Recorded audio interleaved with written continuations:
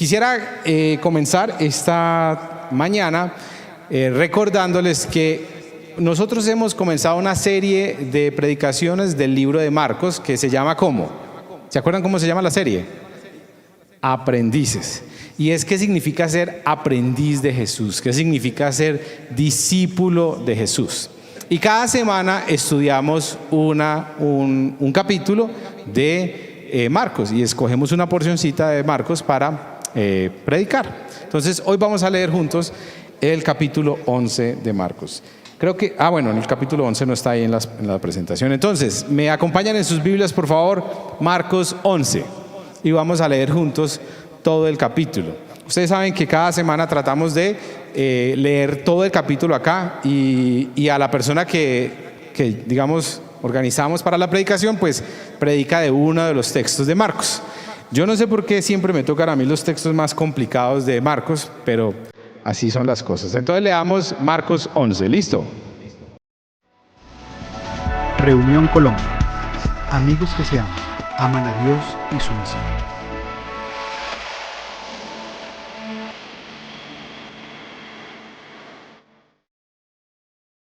Mientras Jesús y los discípulos se acercaban a Jerusalén, llegaron a las ciudades de Betfagé y Betania, en el monte de los Olivos. Y Jesús mandó a dos de ellos a que se adelantaran. Y les dice, vayan a la aldea que está allí. Les dijo, bueno, aquí comienza digamos que Marcos ya empieza las últimas semanas de Jesús, de su ministerio. O sea, Marcos se dedica a los últimos capítulos, digamos, centrado en los acontecimientos de las últimas semanas de Jesús. Aquí ya Jesús está entrando a Jerusalén y entonces él ya sabe que lo van a crucificar y digamos que de aquí en adelante empieza como a verse la historia de esa última o esas últimas semanas. Por detalles Marcos la empieza a detallar, listo. Entonces Jesús dice, vayan a la aldea que está allí, versículo 2 les dijo, y en cuanto entren verán un burrito atado que nadie ha montado jamás. Desátenlo y tráiganlo aquí. Si alguien les pregunta ¿qué están haciendo? Simplemente digan, el Señor lo necesita y Él lo devolverá pronto. ¿Usted imagina donde usted hubiera sido el dueño de ese burrito? Y llegan unos locos ahí, le sacan el burrito suyo y no, que el Señor ahorita lo devuelve. ¿Cómo? Pero bueno. Dice, y los dos discípulos salieron y encontraron el burrito en la calle, atado frente a la puerta principal. Mientras lo desataban, algunos que estaban allí les preguntaron, ¿qué están haciendo? ¿Por qué desatan ese burrito? Ellos contestaron lo que Jesús había dicho y se les dio el permiso para llevarlo. Así que llevaron el burrito a Jesús y pusieron sus prendas encima de él y él se sentó allí. Muchos de la multitud tendían sus prendas sobre el camino delante de él y otros extendían ramas frondosas que habían cortado en los campos. Jesús estaba en el centro de la procesión y la gente que lo rodeaba gritaba, alaben a Dios, bendiciones al que viene en el nombre del Señor, bendiciones al reino que viene, el reino de nuestro antepasado David, alaben a Dios en el cielo más alto. Así Jesús llegó a Jerusalén y entró en el templo. Después de mirar todo detenidamente a su alrededor, salió porque ya era tarde. Después regresó a Betania con los 12 discípulos. Esta historia es lo que tradicionalmente llamamos ¿qué? El Domingo de Ramos, ¿cierto? O sea, la entrada triunfal de Jesús a Jerusalén. Que el burrito y todo eso, lo que está mostrando eran las entradas del rey. Cuando un rey entraba, porque uno a veces dice, uno lee ahora y dice, pero ¿cómo así que entrando en un burrito? Eso es como raro, ¿cierto? Pero esa era la entrada que tenían los reyes en esa época cuando venían, digamos, en paz o en son de paz o habían ganado alguna guerra. Ellos entraban en el burrito a sus ciudades y todo el mundo salía a alabarlos y a exaltar, digamos, la grandeza del rey. Entonces Jesús aquí entra como el rey que es en un burrito a Jerusalén. Y luego dice en el versículo 12, a la mañana siguiente, cuando salían de Betania, Jesús tuvo hambre. Vio que a cierta distancia había una higuera frondosa, así que se acercó para ver si encontraba higos. ¿Ustedes conocen los higos o no? ¿Cómo son los higos? ¿Qué son los higos? ¿Alguien que diga? ¿Una qué? Como una breva, ¿cierto? Como una uva pasa más grande. Ese es un arbolito de higos. Entonces dice, vio que a cierta distancia había una higuera frondosa, así que se acercó para ver si encontraba higos, pero solo tenía hojas porque no había comenzado aún la temporada de los higos. Entonces Jesús dijo al árbol, que nadie jamás vuelva a comer de tu fruto, y los discípulos lo oyeron. Esta es una historia muy interesante porque está hablando algo acerca de Israel, o sea, es una historia que se empieza a conectar con lo que sigue adelante. Y cuando llegaron de nuevo a Jerusalén, Jesús entró en el templo y comenzó a echar a los que compraban y vendían animales para los sacrificios. Volcó las mesas de los cambistas y las sillas de los que vendían palomas, y les prohibió a todos que usaran el templo como un mercado. Les dijo, las Escrituras declaran, mi templo será llamado casa de oración para todas las naciones, pero ustedes lo han convertido en una cueva de ladrones. 18. Cuando los principales sacerdotes y los maestros de la ley religiosa oyeron lo que Jesús había hecho, comenzaron a planificar cómo matarlo, pero tenían miedo de Jesús porque la gente estaba asombrada de su enseñanza. Esa tarde Jesús y los discípulos salieron de la ciudad, y a la mañana siguiente, al pasar junto a la higuera que había maldecido, los discípulos notaron que se había marchitado desde la raíz. Pedro recordó lo que Jesús había dicho al árbol el día anterior y exclamó, mira, Rabí, Pedro era paisa, mira, Rabí. Se le salió el paisa, el bayuno. Mira, ¿cómo le dijo? Mira, Rabí. ¿Cómo se dice en hebreo esto, hermanos? La higuera que maldijiste se marchitó y murió. Entonces Jesús dijo a sus discípulos, tengan fe en Dios. Les digo la verdad, ustedes pueden decir a esta montaña, levántate y échate al mar, y sucederá. Pero deben creer de verdad que ocurrirá y no tener ninguna duda en el corazón. Les digo, ustedes pueden orar por cualquier cosa, y si creen que la han recibido, será suya. Cuando estén orando, primero perdonen. O sea, miren lo interesante de lo que hace Jesús acá. Dice, mire, ustedes pueden orar y el Señor va a responder sus oraciones. Si tienen fe, el Señor va a responder. Ahora, las oraciones, esto es un tema que no es la predicación, pero es que es complicado porque uno a veces lee esto y dice, no, yo oro por lo que sea. Y Señor, ayúdame, me voy de ilegal y ayúdame que pase bien. Y uno dice, pero eso como tan rara esa oración, ¿cierto? Pero el Señor lo que está diciendo es todo lo que oren dentro de mi voluntad les será dado. O sea, cuando oramos tenemos que orar conforme a la voluntad de Dios. Y aquí, y el Señor dice, cuando oren conforme a mi voluntad y crean en eso, el Señor les va a responder, pero hay un impedimento. El Señor no los va a escuchar si ustedes ¿qué? Mire lo que dice, cuando ustedes estén orando, primero perdonen a todo aquel contra quien guarden rencor, para que su Padre que está en el cielo también les perdone a ustedes sus pecados. Y en el Padre Nuestro también dice, Señor, perdona nuestras ofensas, así como nosotros perdonamos a los que nos han ofendido. O sea, el Señor dice, mire, la única manera, el único impedimento en sus oraciones que yo no las escuche es que usted tenga algo contra alguien y no lo haya solucionado. Y luego dice, entonces en el versículo 27, nuevamente entraron en Jerusalén. Mientras Jesús caminaba por la zona del templo, los principales sacerdotes, los maestros de la ley religiosa y los ancianos se le acercaron. Y esta historia a mí me encanta. Y le dicen, ¿con qué autoridad haces todo esto? ¿Con qué autoridad tumbó las ventas en el templo y volcó las mesas y todo lo que hizo? ¿Cuál es su autoridad? Entonces, él le dice, le reclamaron, ¿quién te dio el derecho para hacerlas? Y entonces Jesús muy sabiamente les responde, les dice, les diré con qué autoridad hago estas cosas si me contestan una pregunta. Respondió Jesús, ¿la autoridad de Juan para bautizar provenía del cielo o era meramente humana? Contéstenme. Ellos discutieron el asunto unos con otros.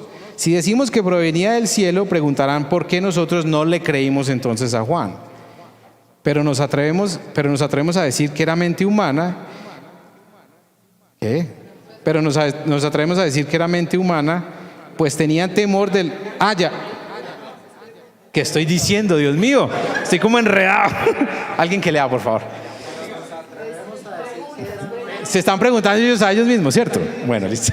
A ver, pero nos atrevemos a decir que era mente humana, ¿cierto? Se lo están diciendo ellos a él. Pues tenían temor de lo que haría la gente, porque todos creían que Juan era un profeta. Entonces finalmente contestaron, no sabemos. O sea, ellos dicen, no sabemos. Entonces Jesús les respondió, entonces yo tampoco les diré con qué autoridad hago estas cosas. ¿Entendieron? Lo vuelvo a leer. Es más así.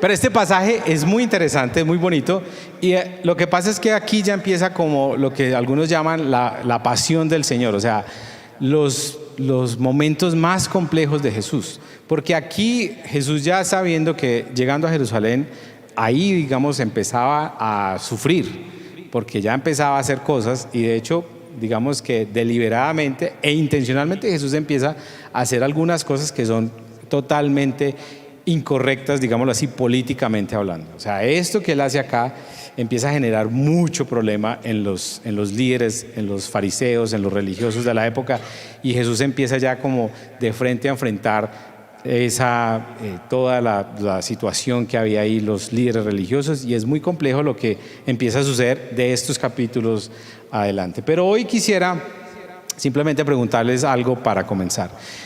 ¿Hace cuánto o qué hace usted cuando ve algo que es injusto, cuando usted ve algo que no está bien? Normalmente, ¿qué ha hecho usted frente a la injusticia? Cuando usted ha visto algo que usted dice, esto no es correcto. Se ha quedado callado, dice, eso no tiene que ver conmigo, eso es con otros, de mal a los demás. O usted ha sido de los que ha enfrentado la situación, o ha sido de los que, algunos dicen que nosotros siempre tenemos 3 formas de responder frente a una situación, digamos, de injusticia. Una es, eso no tiene que ver conmigo; la otra es enfrentar, o la otra es acomodarnos y decir, bueno, así son las cosas, aquí nos metemos, ¿cierto? ¿Cómo reacciona usted frente a un tema de injusticia, frente a algo que usted dice, eso no está bien, esta no era la idea, esto no es correcto? Y este texto nos habla de un Jesús que aquí digamos, muestra una faceta que no es la faceta muy normal que nosotros vemos de Jesús. O sea, aquí no es el Jesús que entra, digamos, dócil, suave, porque ¿cómo se imaginan ustedes a Jesús tumbando las mesas y gritándole a los vendedores en el templo? O sea, aquí se demuestra o se ve a un Jesús con ira, con rabia. O sea, es un Jesús que está ofendido. ¿Cómo se les ocurre hacer esto con lo que es mío, con lo que yo no les mandé a hacer? Entonces, algunos de ustedes, bueno, esto lo podemos hablar un poquitico más adelante, pero yo quisiera que nos centráramos en esta mañana en los versículos del 15 al 25.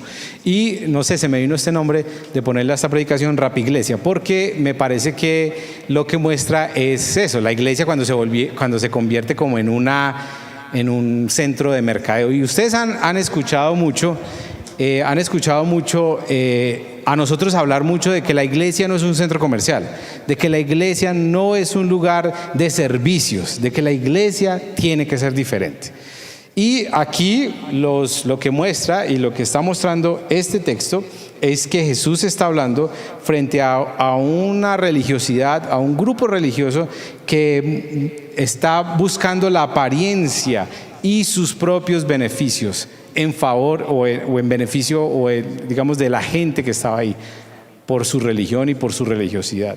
Entonces, a veces la iglesia se convierte en eso, se convierte en lugares donde los líderes y los pastores obtienen, y la iglesia, sacerdotes, o sea, la iglesia en general, donde obtienen sus beneficios a costas del sufrimiento y a veces de la opresión a las personas. Eso era lo que estaba pasando acá, y Jesús actúa. Jesús no dice, esta no era la idea, sino que Jesús actúa de manera beligerante acá. O sea, Jesús no se queda callado, dice, esto no está bien, esta no era la idea, esto no es la iglesia, no es la casa de Dios. Entonces, miremos un momentico los versículos 15 al 25, porque es donde me quiero centrar en esta mañana. Y dice, cuando llegaron de nuevo a Jerusalén, Jesús entró en el templo y comenzó a echar a los que compraban y vendían animales para los sacrificios. Volcó las mesas de los cambistas y las sillas de los que vendían palomas, y les prohibió a todos que usaran el templo como un mercado. Les dijo, las escrituras declaran, mi templo será llamado casa de oración para todas las naciones, pero ustedes la han convertido en una cueva de ladrones. Y bueno, ya después cuenta que los líderes dicen, bueno, ¿cómo matamos a este berraco que nos va a tumbar el negocio, cierto? Pero hay algunas cosas interesantes de este pasaje, y es que esa parte del templo de la que está hablando acá era la parte de los gentiles, donde ellos tenían que ir y comprar las cosas para los sacrificios y ser aceptados de alguna manera. Entonces, claro, se armó un negocio que era un beneficio para los líderes religiosos de la época. ¿Por qué? Porque la gente tenía que ir y pues tenía que hacer sacrificios, y ellos compraban las cosas ahí, y esa plata entraba también a las arcas de los propios líderes. Entonces Jesús de alguna manera se va en contra del negocio de ellos, y esto no está bien. O sea, los afecta, digamos, personalmente y muy privadamente también a ellos. Pero hay varias cosas que me llaman la atención de este pasaje que quisiera compartir con ustedes esta mañana. La primera es esa parte de la ira de Jesús, que algunos, y ustedes también lo han escuchado, la ira de Dios. Y eso es muy como producente, digámoslo así, para nuestra generación, porque pero la ira de Dios, o sea, Dios tiene ira, pero si Dios es un Dios de amor, ¿cierto? ¿Cómo Dios puede ser un Dios de ira? Pero aquí vemos esa rabia de Dios, de Jesús, de que no estaban haciendo lo que era correcto. Y miren, lo que está sucediendo en este pasaje es que el gran tema de todo este capítulo es el cuadro que está presentando Marcos, el de la apariencia de los líderes y de la realidad de la religión en ese momento. O sea, ¿cuál era el problema de lo que estaban viviendo ellos ahí? Un grupo religioso que vivía por apariencia y por sus beneficios. Y aquí en este primer punto de la ira de Jesús presenta a un Jesús, uno ve a un Jesús, digamos, enfurecido al ver en lo que habían convertido el templo, al ver en lo que habían convertido su diseño y su proyecto para no solamente Israel, sino para todas las naciones. O sea, Jesús ve algo que dice, esto no es correcto, esto no está bien, y esto no puede seguir así. Y ahí, digamos, actúa y dice, esto no es lo que yo diseñé. Y yo pienso muchas veces en este tema, y digamos que esto no es el centro de la predicación, pero pensar en esa ira de Dios es como, me lo imagino como cuando los que tenemos papás acá, tenemos hijos acá, y los que hemos tenido papás, cuando hemos hecho algo que no está bien, que no es correcto, y usted ve a su papá o a su mamá que le hablan y le dicen con rabia, porque no es con amor, o sea, es con amor, pero con rabia a la vez, eso no era lo que tenía que hacer. ¿Han tenido esas imágenes o no? Cuando uno ve que su hijo, por más que uno lo ame, por más de que uno le dijo no haga tal cosa, hizo lo que no debía hacer. ¿Y esa es qué? Esa ira de papá, ¿cierto? La frustración. Ahora, no la ira de ir a pegarle un calvazo al hijo, pues de la rabia, pero sí la ira y la frustración de esto no era lo que usted tenía que hacer. Esa es la imagen con la que yo entiendo la ira de Dios, digamos desde el concepto bíblico, de un Dios que le da rabia de que nosotros no cumplamos su voluntad y que no hagamos lo que Él quiere que hagamos. Pero no es contra nosotros, es contra la situación, es contra el pecado, es contra todas las cosas que nosotros no hacemos bien. Entonces aquí uno ve a Jesús que se levanta y dice, no, esto no está bien. Y pues puede sonar muy, como así que el Mesías le dio un ataque de ira y se enfureció y acabó con esto. Pero es mostrándole esa ira de esto no es lo que Dios quería para ustedes. Entonces y esto me llevó a pensar, ¿cuándo fue la última vez que yo vi una injusticia o vi algo que no estaba bien y yo sentí como esa rabia, esto no está bien, esto no es correcto? Y como esa ira de Dios aún en uno decir, venga, esto no es el dolor de ver algo que no está bien. Entonces me llama la atención primero digamos, también demuestra la humanidad de Jesús, un Jesús muy humano que también sintió rabia de esto no es el diseño de Dios. Pero lo otro que me llama la atención en este pasaje es la corrupción de los religiosos, o la corrupción de la institución o de la iglesia. El templo se había convertido en el beneficio económico de la cúpula sacerdotal y sus asociados que buscaban cualquier tipo de poder político. Y uno ve en este pasaje eso, la corrupción de los líderes, la corrupción de la iglesia. Y esto a mí me llama la atención y me parece que también nos habla a nosotros, porque la iglesia tiene que ser un lugar transparente, desde donde los líderes hacia abajo tienen que rendirse cuentas mutuamente, con todo, el manejo de los recursos, el manejo de la vida. Tenemos que ser unas comunidades, una iglesia diferente donde haya transparencia, donde la gente pueda ver transparentemente, esto es lo que hay, esto es lo que hacemos, esto es la iglesia. Porque aquí Jesús está hablando a la corrupción de los líderes y diciendo, ustedes están beneficiando de la gente y están usando a la gente para sus propios réditos, para sus propios beneficios. Pero la iglesia debe ser un lugar transparente.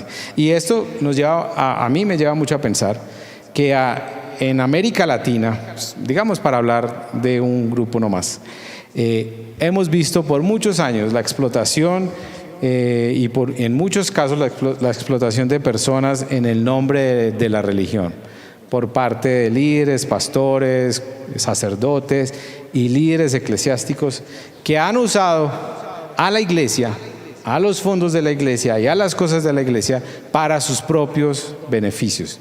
Y ustedes saben, acá nosotros tratamos de hablar abiertamente de estos temas, aún de los temas económicos, cuando hablamos cuando hacemos asambleas y de esas cosas. Nosotros queremos pastores que vivan bien. Nosotros queremos pastores que podamos en nuestras comunidades pagarles un buen sueldo justo, porque también por muchos años las iglesias les han dado unas miserias a los pastores y terminan sin pensión y sin nada, y eso no está bien. Queremos comunidades donde podamos decir, este es un buen salario para un pastor, pero que haya la transparencia de que la iglesia, cualquier miembro de la iglesia pueda ver, estos son los recursos, esto es honesto, esto es transparente, porque así es como Jesús está diciendo, la corrupción en la iglesia los está matando. Y nosotros hemos visto mucho eso, hemos aún tenido experiencias con eso. Entonces, esto me llama a mí la atención, este punto de la corrupción en los líderes, porque Jesús está diciendo, yo quiero una iglesia que sea transparente, que sea honesta, que haya rendición de cuentas entre ustedes.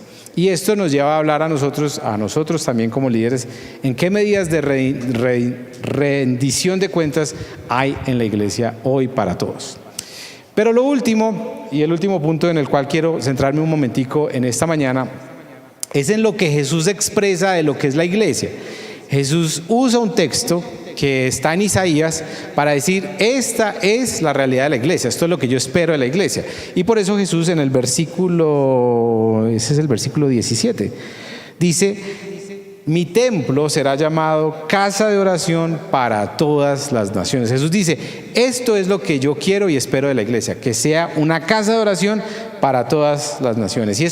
Y yo quisiera en esta mañana hablar de estos tres conceptos: casa, oración y naciones. Porque de alguna manera Jesús dice, mire, esto es lo que ustedes deberían haber estado haciendo. Esto es lo que debería hacer la iglesia, pero ustedes están haciendo algo que no es. Y lo primero es que Jesús dice, mi casa o el templo debe ser una casa de oración. Y ese punto de la casa. Y me llama mucho la atención porque aquí hemos hablado mucho de la importancia de ver la iglesia como una casa, de la importancia de entender la iglesia como una familia, como una casa. Y este es un concepto que nosotros hemos tratado de taladrar desde el inicio de Reunión. La iglesia no es un centro comercial, la iglesia no es un hospital, la iglesia no es cualquier cosa que usted se pueda imaginar. La iglesia en términos bíblicos es un cuerpo y es una familia, es una casa. Y eso no es tan fácil. A veces hemos hablado muchas veces en el equipo que a veces es mucho más fácil hacer una iglesia teatro. O sea, es relativamente más sencillo, un buen predicador, o sea que tendría que yo renunciar, un buen grupo de alabanza, también tendríamos que salirnos todos y armamos un teatro bien brutal y listo, luces y tan, eso se puede llenar. Y es más fácil a veces hacer una iglesia así, teatro. Pero cuando Jesús dice la iglesia es una casa, es una familia, es más complejo. ¿Por qué? Porque ya estamos hablando de relacionarnos más profundamente entre nosotros. Y todos los que están acá saben lo que sucede en las familias, ¿o no? Las situaciones que pasan en las casas, las situaciones en los hermanos, las situaciones con los papás, los problemas, pero familia es familia, ¿sí o no? Familia es familia. Y cuando usted dice, o sea, usted, pues hay casos, pero usted dice, no, pero es mi familia, ¿cierto? Y hay que estar ahí. Ese es el concepto de lo que Jesús está diciendo también con la iglesia. La iglesia tiene que ser su familia. Y por eso usted se compromete con su familia. Usted dice, es mi familia y aquí estamos. Y aquí luchamos juntos. Miren, ir a la iglesia, yo pienso en esto. Ir a la iglesia, venir a reunión, debe ser como ir a la casa. ¿Qué hace usted cuando su mamá lo invita a comerse unos frijoles? Mijo, hice frijoles, ¿usted qué hace? ¿Cómo llega a la casa de su mamá? O sea, lo máximo, ¿sí o qué? Se mete en ayuno 3 días porque va a ir a comer donde la mamá, y usted llega y se encuentra con su mamá y con todo el mundo y sus hermanos, o los que han vivido lejos de su casa por épocas, por ejemplo, Juan y Natalia. ¿Cómo se siente venir a la casa de su mamá y de sus papás a comer algo con ellos? ¿Sí o no? ¿Brutal o no? ¿Cómo pasa uno a veces por allá lejos y uno extraña ese concepto de familia, esa familiaridad? Eso es a lo que Jesús está diciendo. La iglesia debe ser una casa. La iglesia debe ser como ir a la casa, como ir a la familia, disfrutar, ver a la gente querida. Julio lo decía ahora, un domingo tiene que ser un momento donde uno dice, uy, qué rico, hoy es domingo, hoy voy a la iglesia, hoy me encuentro con mis hermanos, hoy me tomo un cafecito con este, hoy charlo con este, hoy aprendo, hoy crezco. Pero es esa idea por eso el nombre de reunión viene de reunión familiar, porque es eso, es una reunión de familia, nos reunimos para compartir como familia. Hace digamos que a veces, no siempre, pero a veces uno ve personas que no vienen a la iglesia por varias semanas y de pronto uno se los encuentra y les dice, venga, hace tiempo no lo veo en la iglesia, no, lleva varias semanas sin venir a la iglesia. Y entonces en estos días alguien me dijo, no, sí, es que he estado descansando, varios domingos he descansado. Y yo, ¿descansando? Bueno, no le dije nada y me quedé pensando en eso. Y yo, digamos que hice una reflexión frente a eso. Si venir a la iglesia para usted no hace parte de su descanso, usted no ha entendido la iglesia. O sea, la iglesia es descanso, debe ser descanso. O si usted va a la iglesia y no descansa, entonces váyase a otra iglesia, porque no está viviendo la iglesia como debe ser. La iglesia es y debe ser esa familia a la cual yo voy y descanso y disfruto ser parte de la iglesia. Porque si no, no hemos entendido lo que es la casa, lo que es la familia, lo que es la iglesia. Entonces, yo espero, pregúntale a la persona que está a su lado, ¿usted está disfrutando su casa? ¿Está disfrutando la iglesia? ¿O está aquí porque lo obligaron a venir? Y cuando hemos hecho la frijolada, más loco todavía. Entonces, Jesús habla de este primer concepto y es el concepto de casa. Jesús habla de otra parte, dice, mi casa deberá ser una casa ¿de qué? De oración. Y esto también habla de exactamente eso. La iglesia debe ser un lugar para encontrarnos con Dios. La iglesia debe ser un lugar donde nos encontramos y nos relacionamos con Dios. La iglesia debe ser un lugar donde nos relacionamos y donde crecemos en nuestras disciplinas espirituales, donde aprendemos a estudiar la Biblia, donde aprendemos a orar, donde buscamos a Dios. La iglesia es un lugar de oración donde yo me encuentro con Dios.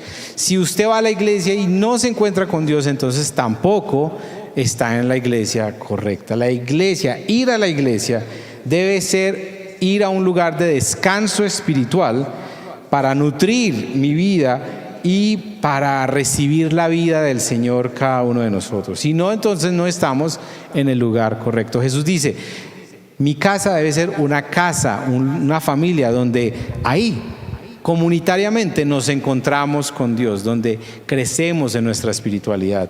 Y por eso el énfasis del ACE debe ser una casa de oración donde usted va y crece en su relación con Dios y se conecta con Dios. Y lo último que Jesús dice es que será una casa de oración, ¿para qué? Para todas las naciones. Y esto me llama mucho la atención, porque Jesús aquí está recordándonos a todos nosotros que la iglesia tiene una misión, o más bien, que la misión tiene una iglesia. La misión de Dios tiene la iglesia. La iglesia es el vehículo por el cual Dios está cumpliendo su misión en la tierra. Y la iglesia no puede ser estática, la iglesia no puede quedarse quieta. La iglesia tiene que entender que la misión es las naciones, alcanzar a otros, bendecir a otros. Por eso la promesa del Señor a Abraham en Génesis es: por medio de ti serán benditas, ¿qué? Todas las naciones de la tierra, no solamente un grupo, no solamente su familia, no solamente su país, sino todo el mundo. El Señor siempre ha tenido en mente la visión y la misión global de todos nosotros. Y la iglesia hace parte de esa misión. Ir a una iglesia nos tiene que poner en marcha, hermanos. Nos tiene que incluir, invitar a la misión que Dios está haciendo. Nos debe motivar a hacer y a invertir nuestra vida en lo que Dios está haciendo. Por eso, digamos que aquí también hemos fallado nosotros mucho en la iglesia, porque la iglesia se ha vuelto un lugar donde yo voy, escucho, recibo y salgo en mi vida y continúo con mi vida como si nada. Pero no hay una invitación a ser parte de la historia de Dios en el mundo, específicamente acá. Dios a todos nos está invitando a unirnos a su misión, a hacer algo para Él, a unir.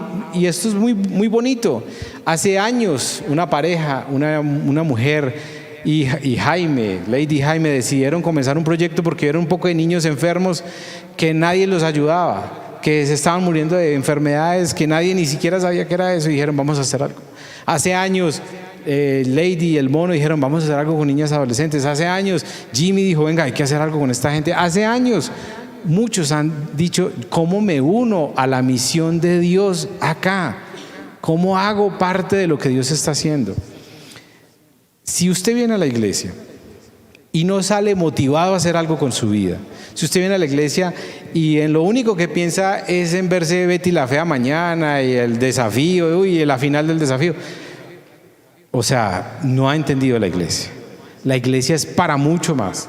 La iglesia es para bendecir a otros. La iglesia es para crecer, es para decir: Señor, tú me has dado dones, tú me has dado talentos. Por eso me parece muy bonito también lo que pasa aquí en la alabanza, por ejemplo, que toquemos aprendiendo, estamos tocando, venga, toque, hágale, sirva, haga algo con su vida. Esto no es para unos poquitos, esto es para todos, que nos vinculemos a la misión de Dios, porque una iglesia y el proyecto de Dios siempre está mirando hacia las misiones, hacia qué tenemos que hacer.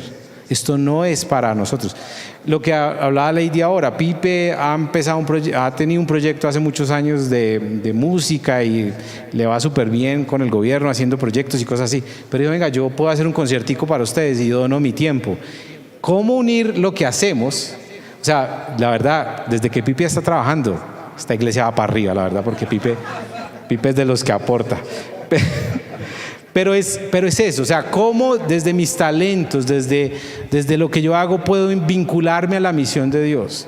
¿Cómo puedo hacer parte de lo que Dios está haciendo para bendecir a las naciones? La iglesia nos debe poner en marcha, nos debe motivar a unirnos a lo que Dios está haciendo. Si no, la iglesia se va a morir.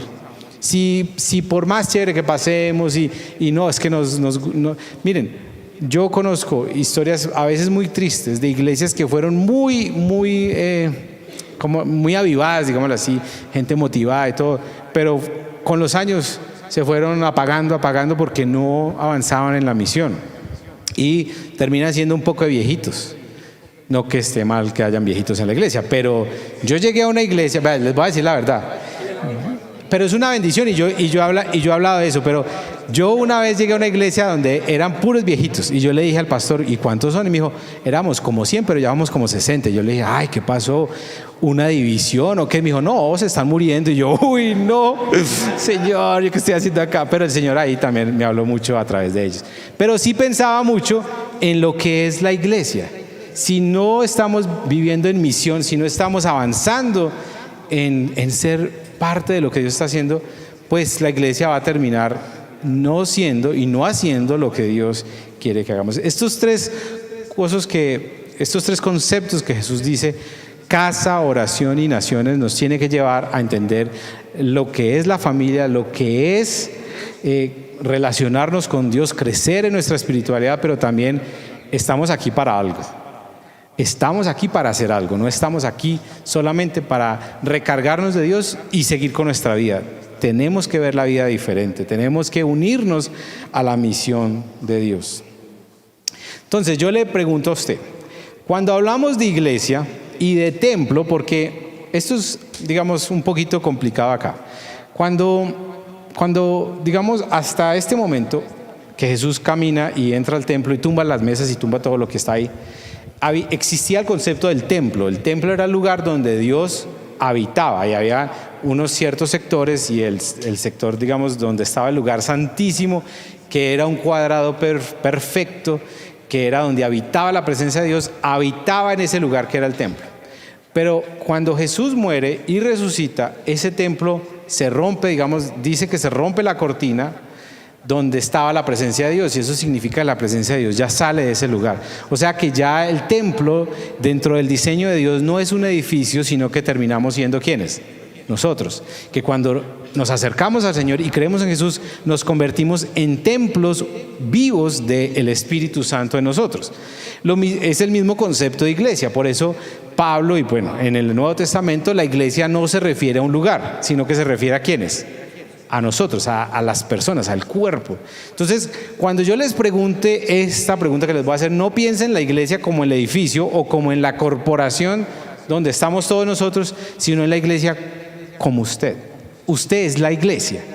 O sea, como persona, usted es la iglesia del Señor. Usted es el templo del Señor. Y yo les quiero preguntar esto: ¿qué clase de iglesia quiero ser yo? Bueno, la pregunta era ¿qué clase de iglesia queremos ser? Pero hagámoslo personal. Si usted es la iglesia, si yo soy el templo, ¿qué clase de iglesia quiero ser? ¿Cuál es la iglesia que debo ser? Y esta pregunta tiene que ver con ¿qué clase de iglesia quiero ser yo? ¿Una iglesia como la que Jesús plantea o como las ideas y versiones ajustadas que yo necesito? Porque aquí vemos la versión ajustada de los líderes de la época, que dijeron, aquí hay un negocio y esta gente viene a sacrificar cosas y aquí les cobramos y parte va para nosotros y listo, armamos el negocio acá. Esa era la versión ajustada de ellos de la iglesia. Pero Jesús dice, no, la iglesia tiene que ser diferente. ¿Qué iglesia quiere ser usted? Pregúntese ahí, ¿qué iglesia quiero ser yo? No es a qué iglesia quiero ir, no es a qué iglesia quiero participar o pertenecer, sino qué iglesia quiero ser yo. Y esto me llevó a recordar mucho el sueño de algunos amigos hace algunos años, de decir qué iglesia queremos ser.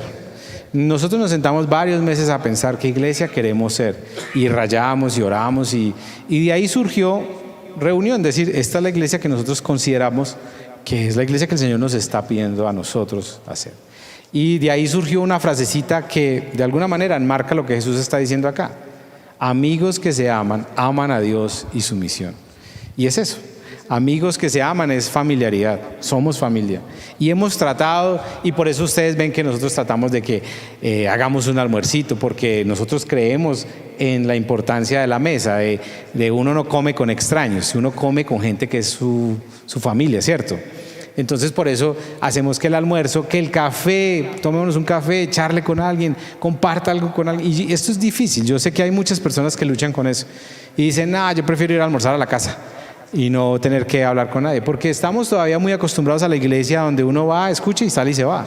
Pero la iglesia es una familia y como familia compartimos muchas cosas. Y esos son amigos que se aman, pero también aman a Dios y es crecer espiritualmente. Nuestra fe es lo que Jesús está diciendo, es un lugar de oración, es un lugar donde usted se conecta con Dios, es un lugar donde usted se encuentra con Dios. Y las acciones tiene que ver con esa última parte que nosotros pusimos y la misión de Dios. Nosotros nos unimos a lo que Dios está haciendo en el lugar. Aquí había comenzado hace unos años un proyecto que se llamaba El Nido. Dijimos, bueno, ¿cómo podemos apoyar eso? Con Lady y Jaime estamos buscando cómo poder ayudar más a lazos humanos y decir cómo creamos comunidades alrededor de lo que el Señor ha puesto a hacer en ellos. Con Jimmy, con otros que el Señor ha puesto en el corazón, con Pipe, cómo poder hacer más cosas. Con Pollo, que hemos trabajado un proyecto para habitantes de la calle, cómo pensar en esos lugares, en esas personas que están desamparadas, cómo ser iglesia aún ahí. Porque queremos entender que la iglesia no es un lugar estático, la iglesia no es un lugar para venir a escuchar y salir e irme, sino para hacer parte de lo que Dios está haciendo ahí. Y eso es lo que Jesús dice: mi templo, ustedes, mi casa, mi iglesia, serán llamados casa de oración para todas las naciones. Entonces, ustedes saben que siempre tratamos de dejar un reto cada vez que enseñamos. Y yo les quiero dejar este reto esta mañana, y es el siguiente. Que usted se pregunte esta semana, si quiere anote este reto, porque quisiera que reflexionara esta semana en esto. ¿Qué clase de iglesia estoy siendo yo? Porque es que la iglesia somos nosotros.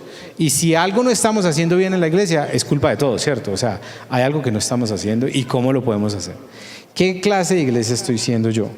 Y esta pregunta es con lo que Jesús dice: ¿estoy siendo familia para otros? ¿Estoy creciendo espiritualmente? ¿Y estoy avanzando en la misión de Dios? Que se haga usted esas tres preguntas. ¿Estoy siendo una familia para otros? ¿Estoy compartiendo mi vida con otros? ¿O todavía veo la iglesia como un lugar donde voy, no me relaciono con nadie y salgo? ¿Estoy creciendo espiritualmente? ¿Estoy creciendo en mi fe? ¿Estoy avanzando? ¿Estoy encontrándome con Dios en mi vida, en mis decisiones, en lo que hago? ¿Y estoy avanzando en la misión de Dios? Hay un autor que a mí me gusta mucho, que se llama Francis Chan, y él dice en uno de sus libros que el peor fracaso es ser exitoso en las cosas a las que Dios no me mandó. Y a veces podemos humanamente pensar que estamos siendo muy exitosos en las cosas, pero no en lo que Dios nos está pidiendo. Y Jesús fue muy claro, y es: yo quiero que ustedes sean una casa, una familia, donde se encuentren conmigo y donde bendigan a otros. Esa es, digamos, la sencillez de la iglesia. Nosotros a veces lo hemos complicado mucho y pensamos que la iglesia son muchas otras cosas, pero Jesús dijo no, la iglesia, mi iglesia es una familia, son ustedes, donde se encuentran conmigo y donde hacen parte de lo que yo ya estoy haciendo en la ciudad. Y esa es la iglesia del Señor. ¿Y saben cuáles son las buenas noticias para todos nosotros? Que Jesús no dijo: y eso es solamente para los que estudiaron teología, eso es solamente para los que tengan tal requisito, eso es solamente para... No, es para todos. Todos en donde estemos, con nuestros dones, con nuestros talentos, somos invitados a ser parte de la iglesia del Señor, a ser parte de la misión de Dios. ¿Qué tal si terminamos orando y nos ponemos de pie y terminamos así, poniendo este tiempo delante del Señor? Yo quisiera invitarlo en esta mañana para que ahí donde está piense por unos minuticos en qué clase de iglesia está siendo usted. Como alguien decía, la única Biblia que muchas personas van a leer es su vida. ¿Qué clase de iglesia está haciendo usted? ¿Qué clase de vida está llevando usted que refleje al Señor? Y yo quiero invitarlo para que en esta mañana, por unos segundos ahí, ore al Señor y diga: Señor, ayúdame a entender qué significa ser tu iglesia. No ir a la iglesia, sino ser tu iglesia. Aún perdónanos, Señor, por tantas veces que hemos querido hacer la iglesia a nuestra medida, a nuestra conveniencia, a lo que a nosotros nos parece que es la iglesia, pero no a lo que tú quieres que sea la iglesia.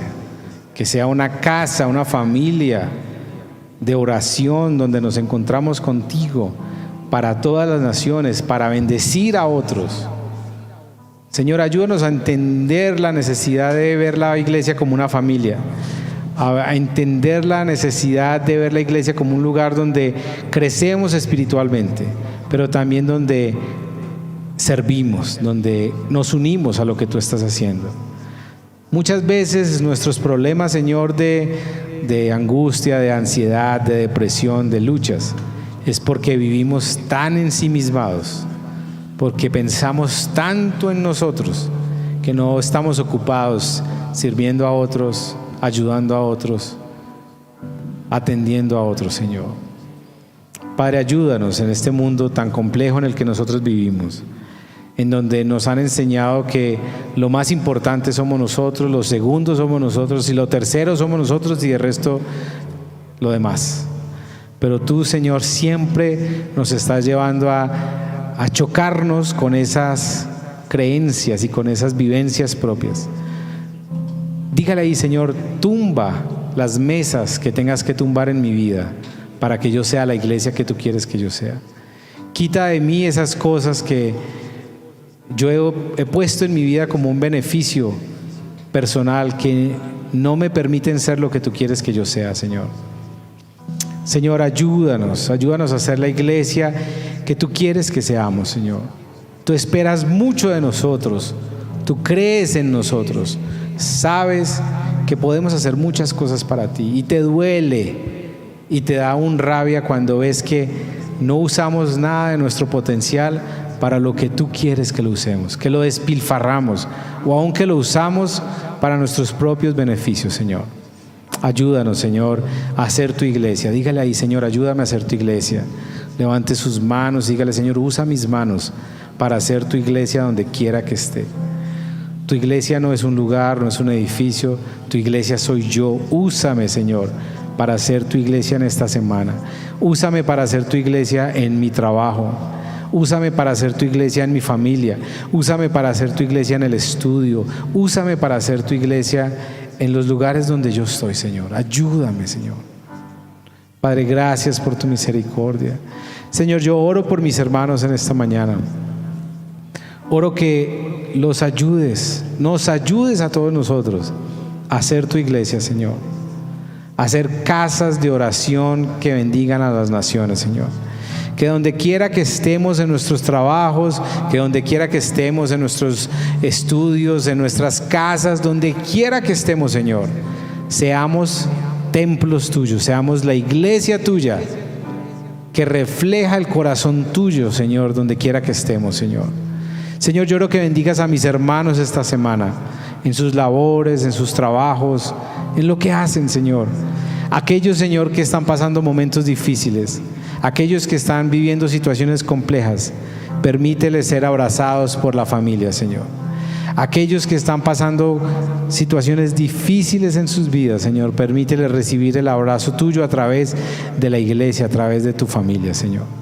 Y gracias por lo que has hecho acá, Señor. Gracias por la bendición de ser iglesia, de vivir para ti, de caminar para lo que tú quieres. Yo te pido que esta semana podamos ser templos vivientes en esta ciudad.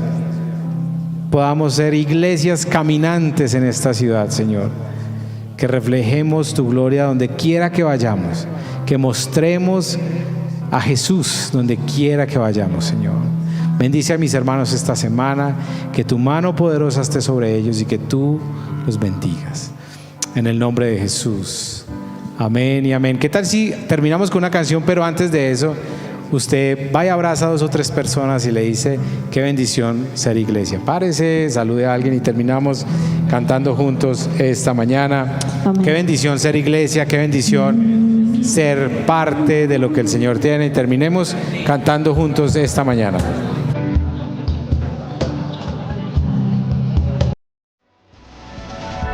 Reunión Colombia. Amigos que se aman a Dios y su misión.